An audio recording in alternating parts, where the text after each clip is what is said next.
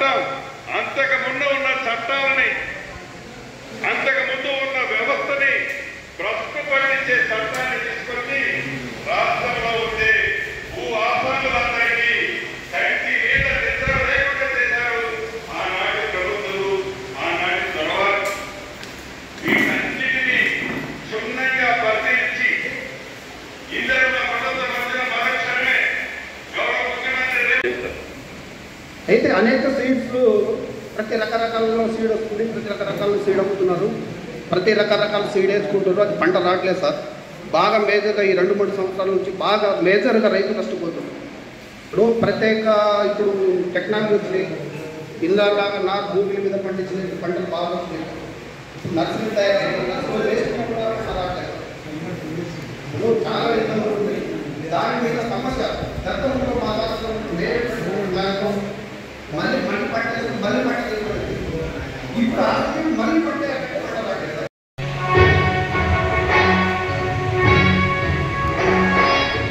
జయ హే తెలంగాణ జననీ జయ హే ముకోటి గొంతుకలు ఒక్కటైన చేతనం తరతరాల జనగణన తరలే నీరాజనం తరతరాల నీ పిల్లలు పడవిలోన శుభకర్మం జయ తెలంగాణ జయ జయ తెలంగాణ జయ తెలంగాణ జయ జయ తెలంగాణ.